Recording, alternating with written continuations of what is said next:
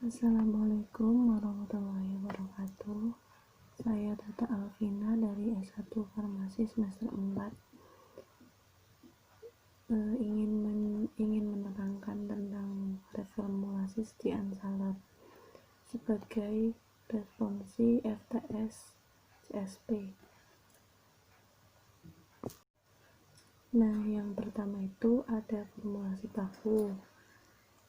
Formulasi baku saya ambil dari Formularium Nasional halaman 217. Di antaranya yaitu formulasinya seperti ini. Yang kedua ada literatur reformulasi. Literatur formulasi ini pengembangan formulasi ini saya dapat dari jurnal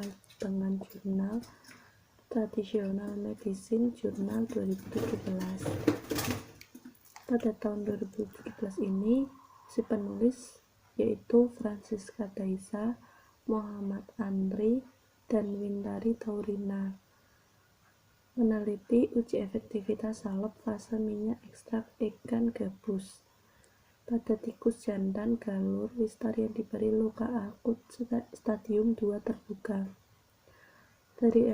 Dari hasil evaluasi yang telah dilakukan, yang paling stabil adalah formulasi dengan konsentrasi 20%.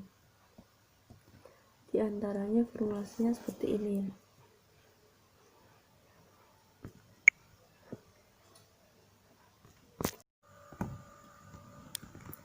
Pada formulasi jurnal ini, bahan yang digunakan untuk pengembangan formula yaitu zat aktifnya yang berupa fase minyak ekstrak ikan gabus. Digunakannya zat aktif berupa fase minyak ekstrak ikan gabus untuk mengetahui efektivitas sediaan salep pada tikus jantan galur yang diberi luka akut stadium 2 terbuka sebelumnya, sehingga dalam pembuatan sediaan ini dilakukan pergantian bahan aktif dari Oleum Echoris aceli menjadi ekstrak ikan gabus, tapi saya kembangkan lagi menjadi ekstrak ikan toman karena sama-sama merupakan antibiotik sediaan luar dan sama-sama untuk penyembuhan luka. Jadi yang tadinya ikan pada formulasi jurnal ini, bahan yang digunakan untuk pengembangan formula yaitu zat aktifnya yang tadinya berupa zat aktifnya yang digunakan yaitu fase minyak ekstrak ikan toman. Digunakannya zat aktif berupa fase ekstrak minyak ikan toman ini untuk mengetahui uji efektivitas sediaan salep pada tikus jantan galur wistar yang diberi luka akut stadium 2 terbuka terlebih dahulu sebelumnya, sehingga dalam pembuatan salep ini yang tadinya zat aktif dari Oleum Echoris aceli menjadi ekstrak minyak ikan toman. Digunakannya fase minyak ekstrak ikan toman itu karena sama-sama merupakan antibiotik sediaan luar dan sama-sama untuk penyembuhan luka juga, termasuk luka bakar juga bisa. Nah, selain literatur reformulasi, ada lagi literatur bahan tambahan. Pengembangan formula ini didapat dari jurnal Traditional Medicine Journal tahun 2017 oleh penulis Francisca Daisa, Muhammad Andri, dan Wintari Taurina. Jurnal ini melakukan penelitian uji aktivitas fase minyak ekstrak ikan toman terhadap luka sayat pada tikus pada tikus jantan.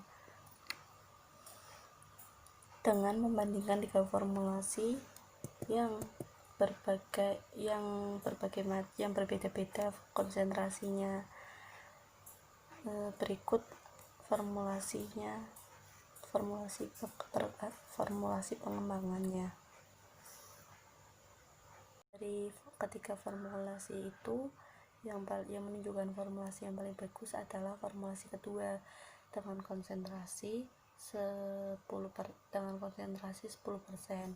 karena luka dapat menutup 100% pada hari ke-7 dan menyamai kemampuan salep konsentrasi 20% dengan kontrol positif.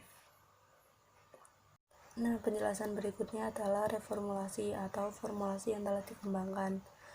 Yang saya kembangkan reformulasi, berikut formulasinya. Nah, khasiat dari masing-masing formulasinya saya jelaskan sedikit. Di antaranya, minyak ekstrak ikan toman itu sebagai zat aktif, sebagai penutup luka atau penyembuh luka.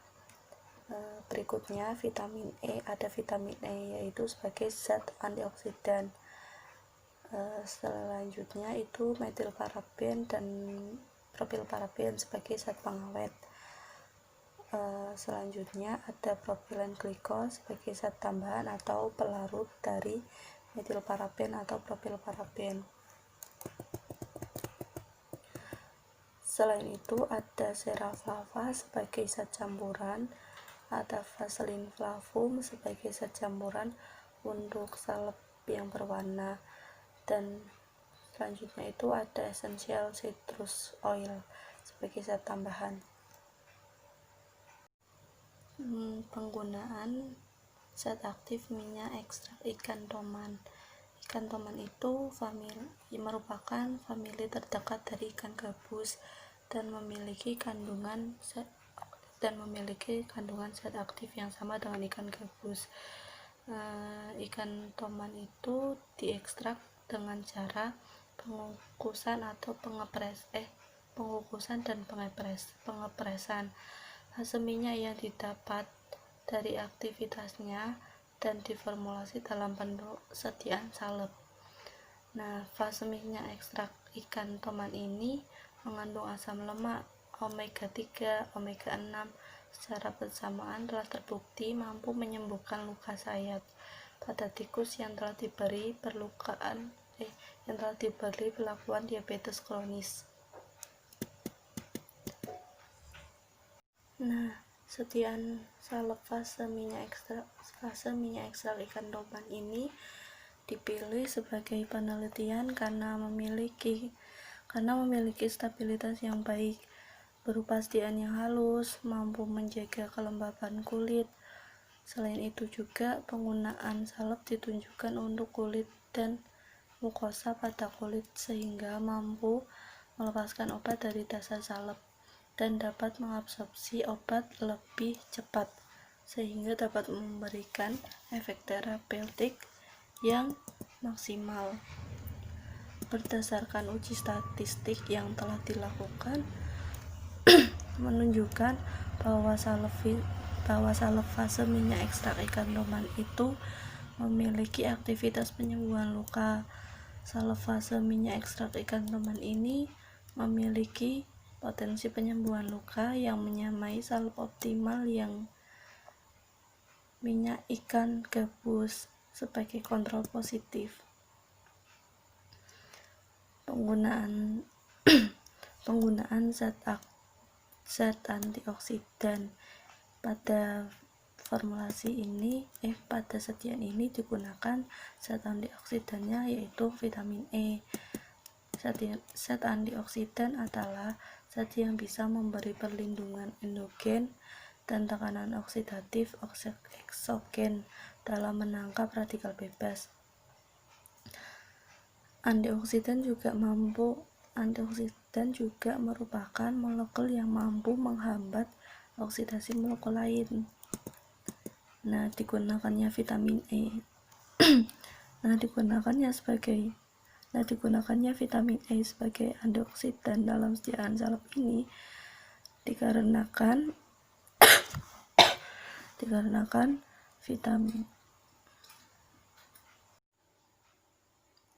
digunakannya vitamin E sebagai antioksidan dalam sediaan salep ini dikarenakan vitamin E itu adalah salah satu antioksidan yang lebih dikenal digunakan dalam formulasi lain, dalam formulasi perawatan kulit lebih tepatnya. Jadi sediaan salep ini selain untuk penyembuhan luka, dapat mengembalikan bekas kulit yang terluka menjadi kulit normal seperti sebelumnya. Jadi jangan khawatir menggunakan salep ini takutnya bekasnya nggak hilang atau gimana.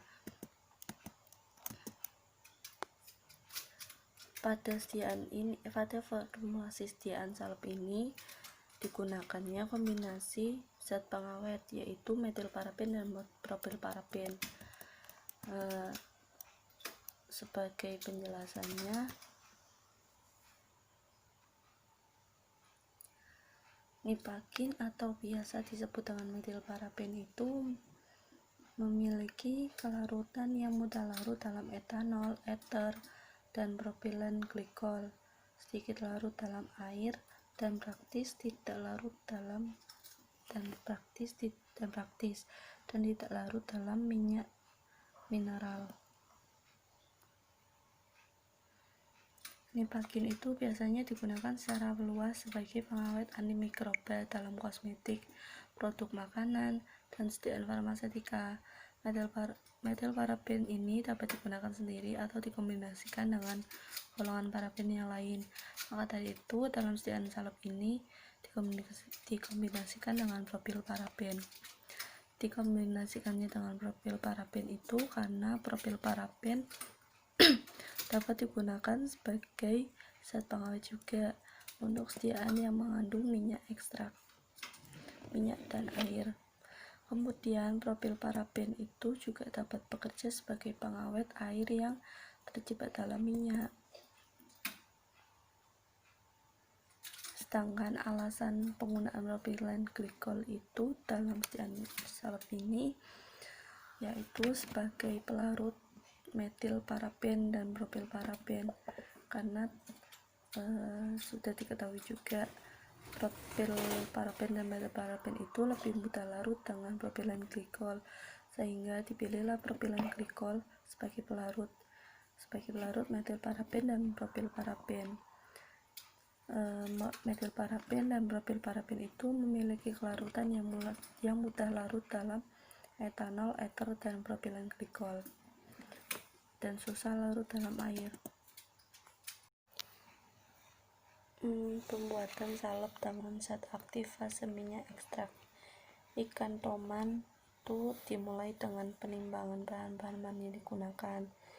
Langkah awal yang dilakukan yaitu dimasukkan Cerafava dan Vaselin Flavum ke dalam cawan penguap dan dilebur di atas penanas air atau waterbath. Lalu dimasukkan ke dalam lumpang atau ditambahkan fase minyak ekstrak ikan toman secara perlahan-lahan sambil digerus hingga homogen. Hasilnya dimasukkan ke dalam pot salep dan dilakukan evaluasi sediaan. Evaluasi sediaan salep ini diantaranya yaitu uji organoleptik, uji daya sebar, uji daya lekat, dan uji homogenitas. Yang pertama, uji organoleptik ini akan berpengaruh terhadap kenyamanan pengguna. Oleh karena itu, sediaan yang dihasilkan memiliki warna yang menarik. Pengujian yang kedua yaitu pengujian homogenitas. Hasil pengujian homogenitas formula sediaan salep ini memiliki homogenitas yang baik dan warna yang stabil. Hal ini menunjukkan bahwa konsentrasi zat aktif tidak berpengaruh pada homogenitas salep. Pengujian selanjutnya yaitu pengujian daya sebar. Hasil pengamatan salep fase minyak ekstrak ikan toman. Sediaan salepnya Seraflava 1,25%, memiliki daya sebar paling besar dibandingkan formula lainnya. Daya sebar salep dipengaruhi oleh basis salep dan zat aktif. Pengujian selanjutnya yaitu pengujian daya lekat. Hasil pengamatan daya lekat ini pada salep fase minyak ekstrak ikan toman, bahwa sediaan salep Seraflava 5% memiliki daya lekat paling lama. Maka dari itu dapat disimpulkan bahwa semakin kecil konsentrasi Seraflava, maka akan semakin kecil pula daya lekatnya. Hal ini disebabkan viskositas salep yang semakin kecil. Akan tetapi, daya lekat salep tidak berbanding lurus dengan viskositas, karena hanya tergantung adhesivitas salep terhadap kulit juga ikut menentukan daya lekat. Sekian penjelasan dari saya, kurang lebihnya mohon maaf. Wassalamualaikum warahmatullahi wabarakatuh.